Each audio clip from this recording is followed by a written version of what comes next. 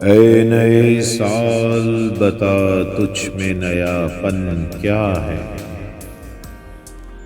हर तरफ खल्क ने क्यों शोर मचा रखा है। रोशनी दिन की वही, तारों भरी रात वही, आज हमको नजर आती है हर एक बात वही। आसमान बदला है अफसोस न बदली है जमीन, एक हिंसे का बदलना कोई जिद्दत तो नहीं।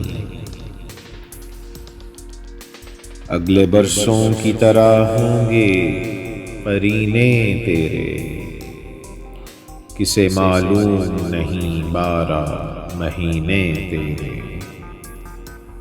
जनवरी फरवरी मार्च में पड़ेगी सर्दी, और अप्रैल मई जून में होगी गर्मी।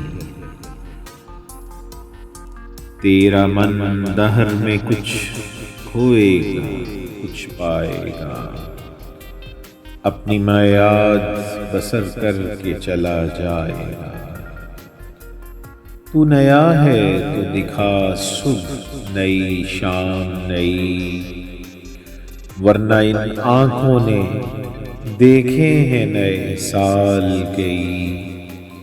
बेसबब लोग क्यों देते हैं मुबारकबादें, गालिबन भूल गए वक्त की कड़वी यादें।